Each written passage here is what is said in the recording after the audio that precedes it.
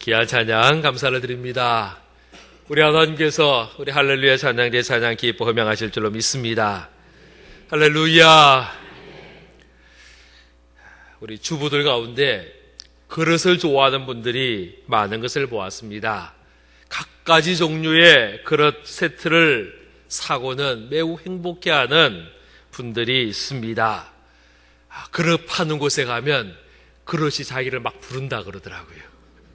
날 좀 사가세요 하고 자기를 부른다 그러는데, 어떤 분은 도자기를 좋아하는 분도 있고요, 어떤 분은 녹그릇을 좋아하는 분도 있고요, 어떤 분은 화려한 무늬가 있는 그릇을 좋아하기도 하고요, 그런가 하면 어떤 분은 아주 수수하고 단순한 담백한 디자인을 좋아하는 분도 있습니다.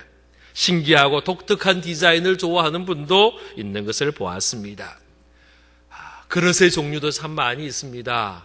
기본적으로 밥그릇부터 시작해서 국그릇, 접시, 대접, 등등의 여러 종류의 그릇이 있습니다. 성경에도 그릇에 대한 이야기를 많이 합니다. 성전에 쓰여지는 물건들 대부분이 그릇입니다. 금그릇도 있고요, 은그릇도 있고요, 질그릇도 있고요, 노수로 만든 그릇도 성전 안에 사용이 되었습니다. 이러한 그릇 속에 금그릇 같은 경우는 향을 넣기도 합니다. 또 어떤 그릇은 기름을 넣기도 합니다. 또 어떤 그릇에는 소재에 드릴 곡식 가루를 넣기도 하였습니다. 하나님은 우리에게 복을 주시는데 그릇에도 복 주신다 그러더라고요. 읽어보셨습니까? 신명기 28장 5절에 보면 내 광주리와 떡 반죽 그릇이 복을 받을 것이라 그랬어요. 우리 하나님도 그릇을 꽤 좋아하시는 것 같습니다. 얼마나 좋아하시는지, 사람에게만 복 주시는 것이 아니라 사람뿐 아니라 그릇까지도 복 주신다라고 이야기할 정도면 우리 하나님도 꽤 그릇을 좋아하십니다. 오늘 말씀해 보면 그릇에 대한 이야기입니다. 큰 집에 여러 종류의 그릇이 있습니다. 우리 20절 말씀 우리 같이 읽도록 합니다. 시작. 큰 집에는 금그릇도 있고 은그릇뿐 아니라 나무 그릇과 질그릇도 있어 귀하게 서는 것도 있고 천하게 서는 것도 있나니. 할렐루야. 큰 집이 나옵니다. 이 큰 집이란 말은 단순히 집의 크기가 크다는 것을 말할 수도 있겠지만은 그 이상의 의미도 있을 것입니다. 집이 큰 만큼 사람도 아마 많이 살고 있는 집을 큰 집이라고 이야기하지 않겠습니까? 사람이 많이 사는 만큼 그 집에는 그릇의 종류도 개수도 굉장히 많을 것이다 라고 생각합니다. 큰 집은 그릇이 많은 집이 큰 집이기도 합니다. 이 집에, 큰 집에 그릇이 많이 있고 그 종류도 많이 있습니다. 말씀해 보니 금으로 만든 그릇도 있고 은으로 만든 그릇도 있고 나무로 만든 그릇도 있고 도자기로 만든 그릇도 있다라고 이야기합니다. 그런데 이 그릇을 재질의 종류에 따라 나누지 않고 무엇으로 나누느냐 하면 쓰임에 따라서 나눕니다. 귀하게 쓰는 그릇이 있는가 하면 천하게 쓰는 그릇도 있다라고 말씀하고 있습니다. 여기서 집은요, 교회를 말합니다. 하나님은 아까도 말했지만 그릇을 좋아하시는데 하나님의 집에 그릇을 많이 준비해 두고 계십니다. 하나님의 집에 여러 종류의 그릇이 있습니다. 금그릇, 은그릇, 나무그릇, 질그릇이 있습니다. 그런데요, 신기하게도 하나님은 하나님의 그 집에 있는 그릇을 그 재료와 재질로 따지지 않으시고 쓰임 받느냐, 쓰임 받지 못하느냐로 나누고 계시더라는 것입니다. 귀하게 쓰이는 받는 그릇이 있는가 하면 천하게 쓰임 받는 그릇이 있고요, 또 여기에 생략되어 있지만 서지 않는 그릇도 있지 않겠느냐라는 것입니다. 오늘 우리가 재직 헌신 예배로 하나님 앞에 드립니다. 저는 재직이 누구냐? 하나님 나라의 그릇이다라고 생각합니다. 할렐루야. 물론 우리의 그릇의 종류들이 다 다를 겁니다. 우리가 자라온 방법이 다르고 환경이 다르고 또 신앙의 연수도 다르고 여러 가지 모습이 다릅니다. 그러나 이 시간 하나님께서 우리를 보시면서 우리의 나이도 묻지 않으시고 남자냐 여자냐도 따지지 않으시고 우리의 소유도 따지지 않으시고 우리가 얼마나 공부했느냐 배웠느냐 아느냐 그것도 따지지 않으시고 우리를 통해서 보시는 것이 뭐냐? 하나님 나라에 쓰임받고 있느냐 쓰임받지 않느냐, 귀하게 쓰임받고 있느냐 천하게 쓰임받고 있느냐, 하나님 그거 보시는 줄로 믿으시기를 바랍니다. 오늘 우리 구독교회의 재직으로 오늘 이 시간 헌신하는 우리 모두는 하나님 나라에 귀하게 쓰임받는 그릇 되기를 주의 이름으로 축원합니다. 쓰임받는 그릇이 되려면 어떻게 해야 되느냐? 첫째는요, 준비가 되어 있어야 합니다. 쓰임받을 준비가 되어 있어야 하나님 나라에 쓰임받을 수가 있습니다. 우리 21절 말씀 한 목소리로 같이 읽습니다. 시작.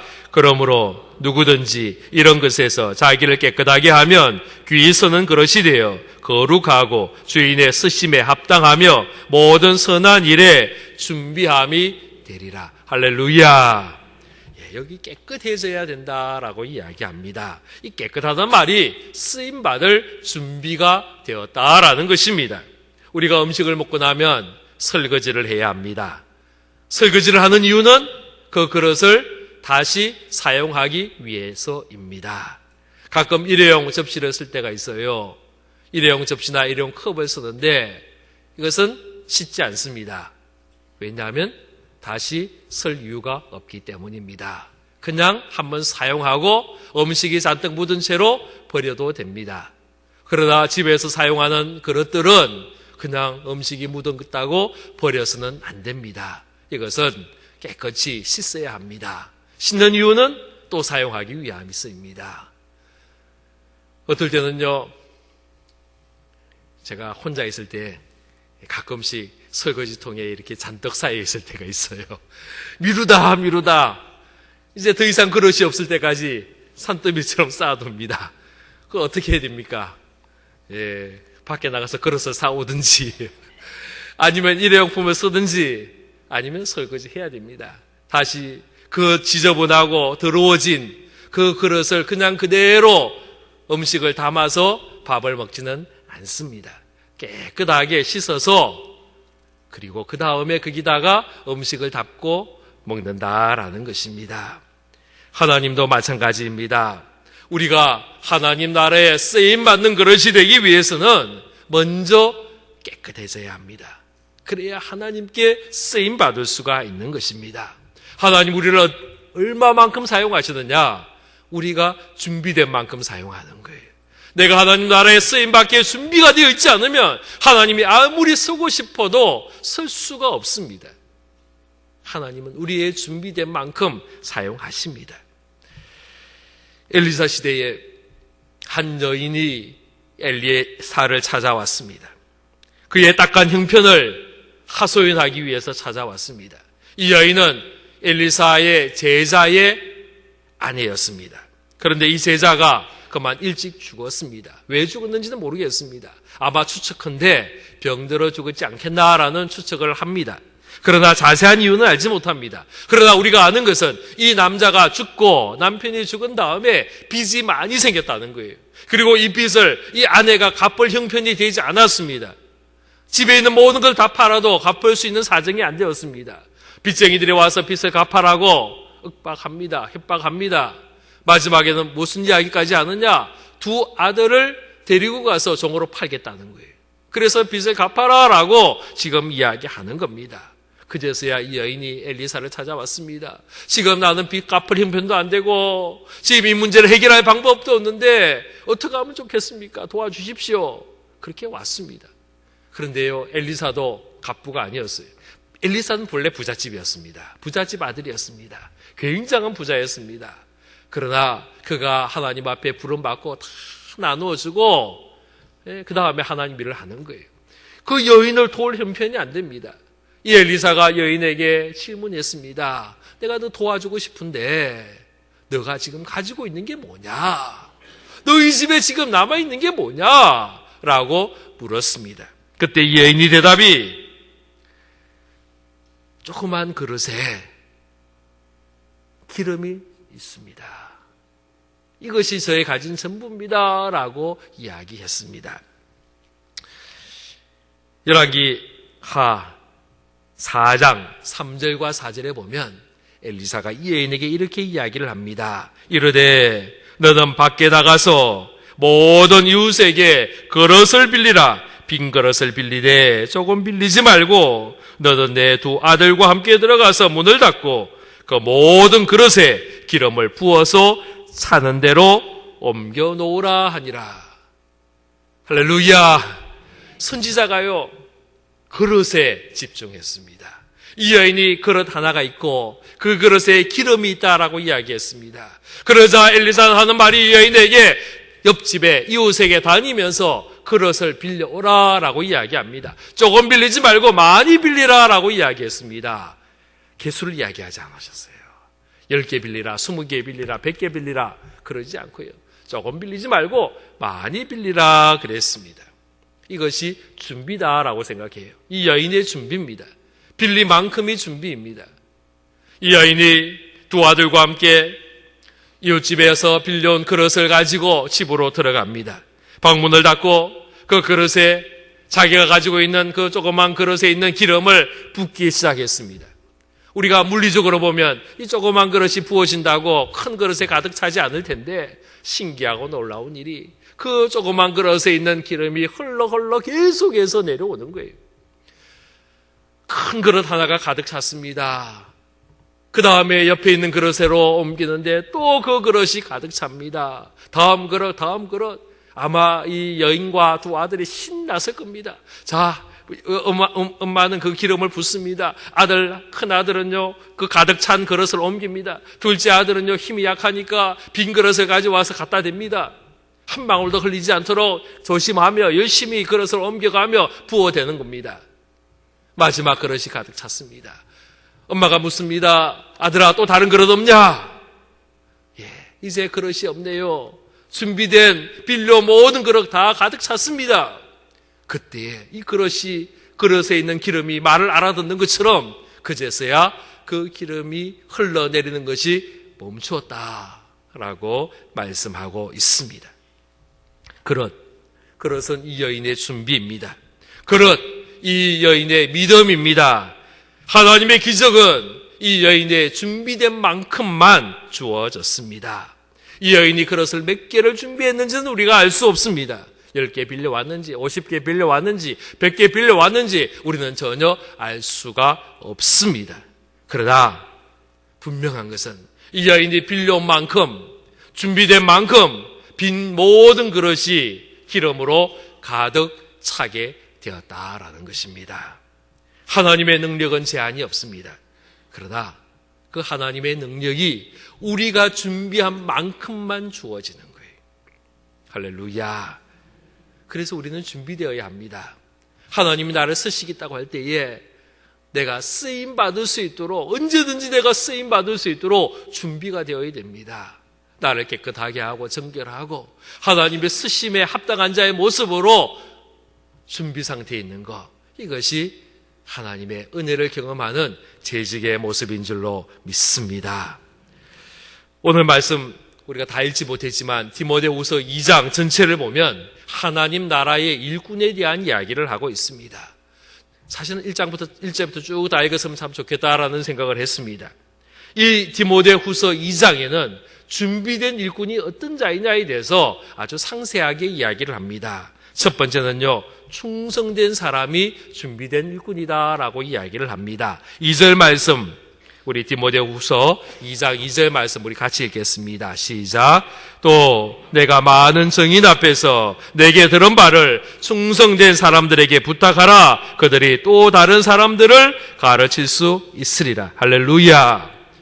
충성된 사람이 쓰임받는 자예요. 하나님은 어떤 사람을 사용하시느냐? 충성된 사람을 쓰는 거예요. 충성된 사람은 보든지 안 보든지,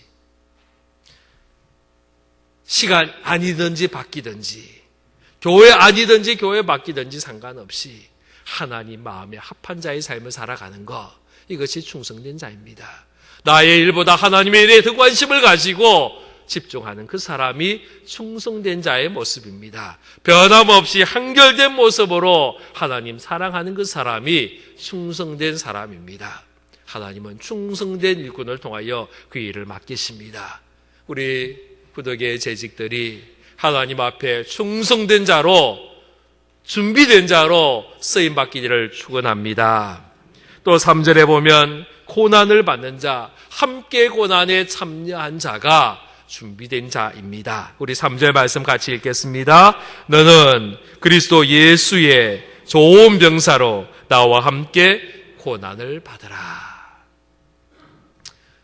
준비된 자는 함께 고난에 참여하는 겁니다.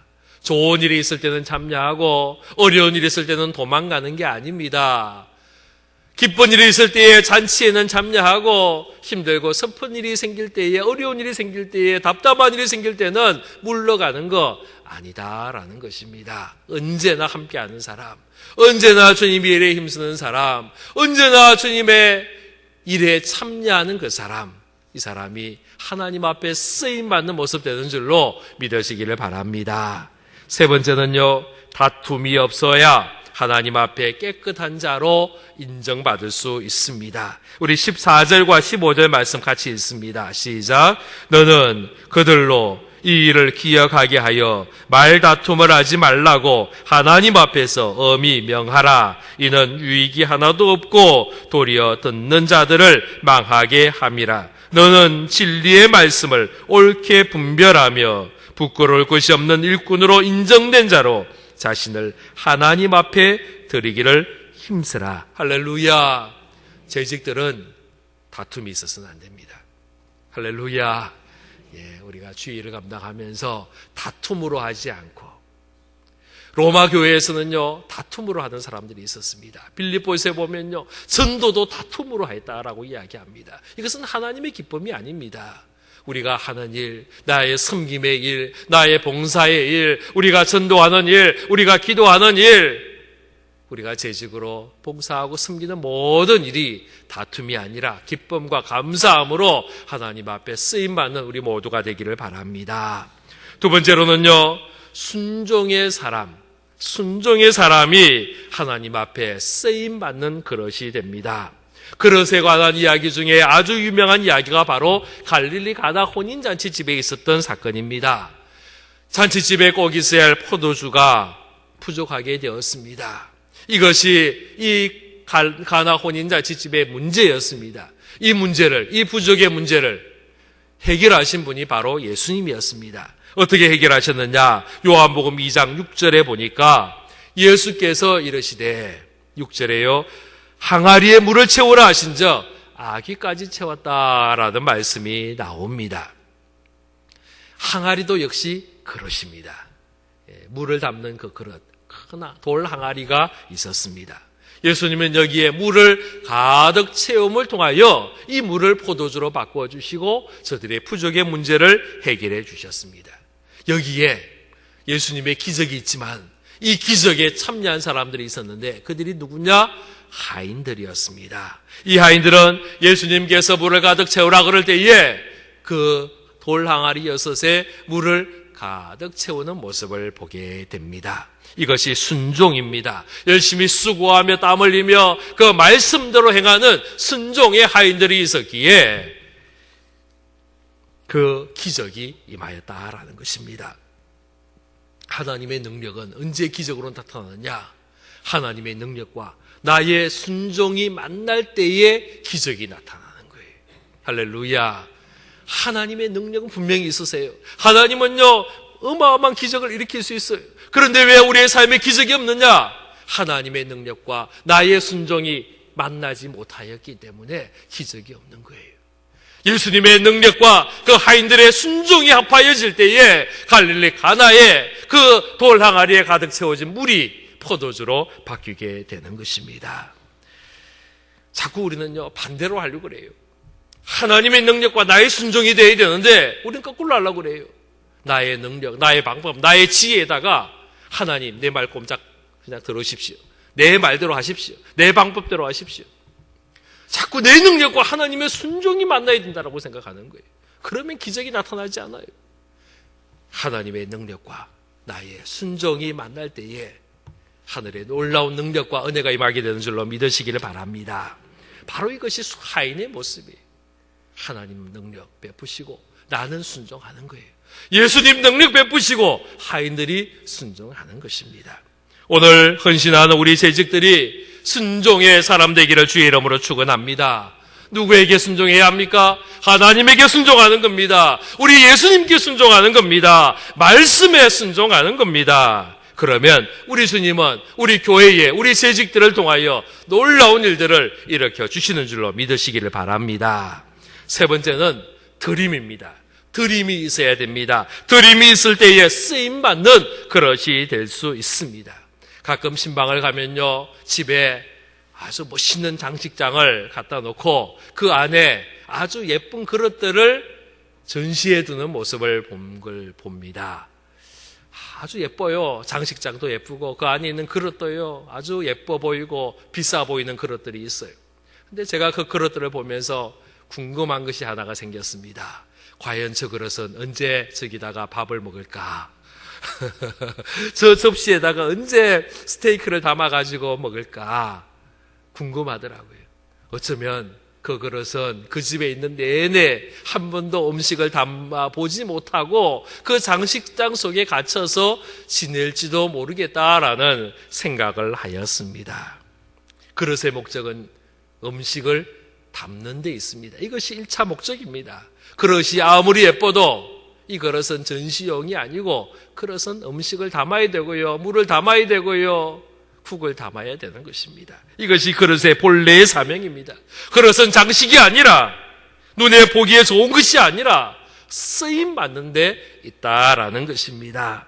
로마서 12장 1절 말씀해 보면, 그러므로 형제들아, 내가 하나님의 모든 자비하심으로 너희를 권하노니 너희 몸을 하나님이 기뻐하시는 거룩한 산제사로 드리라. 이는 너희의 드릴 영적 예배니라 말씀합니다.